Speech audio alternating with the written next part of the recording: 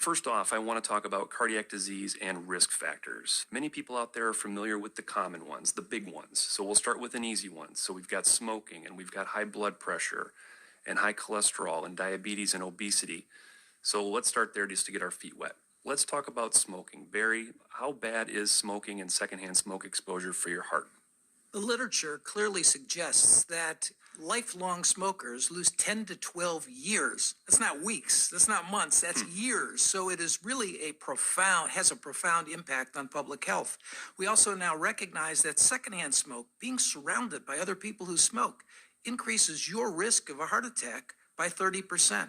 Wow. And lately, a number of studies have shown that cities that promote smoking bans have a profound decrease in the number of heart attacks. And interestingly enough, it's the non-smokers who seem to benefit the most. Is there any insight? I guess what I'm seeing is a general trend or a decline of smoking population-wide as people become more aware of it and its detriments on health. But what about vaping? I'm seeing a lot more people vaping nowadays. Do you have any data about vaping and its effects on heart health? Well, so far, the American Heart Association has not endorsed vaping as a bona fide way to help stop cigarette smoking.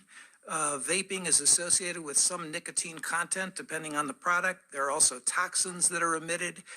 It has been shown to be somewhat addictive, and it does cause transient increases in heart rate and blood pressure. So overall, it's not something that I've jumped on and said to patients, this is a good alternative.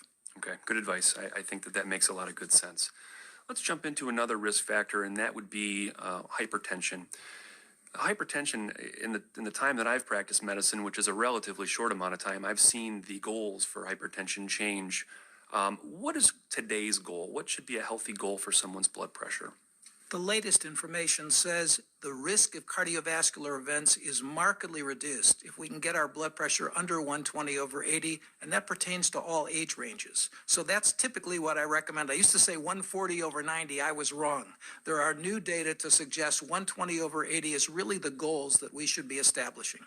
Does that hold true for the elderly patient population as well? It does, but there's a fine line because you don't want to get people with too low a blood pressure, susceptible to falls and other kinds of problems with too low a blood pressure. That makes good sense. What I've often said to people, especially when I'm caring for a geriatric population, is that there's a certain point at which it becomes a little bit more art than science in an elderly person. Is that fair to say, you think? Yeah, I would agree with that completely. I'd also say let's not forget about heart rate, because a lot of new studies suggest lower the blood pressure, the better the prognosis. The lower the heart rate, the better the prognosis. And clinically, we have good data to suggest somewhere between 50 and 65 beats a minute is a very cardioprotective heart rate. Okay. Let's move from blood pressure into another well-known risk factor, and that would be cholesterol. So we all hear about cholesterol. There's good cholesterol, there's bad cholesterol. What should our goals for a healthy cholesterol level be?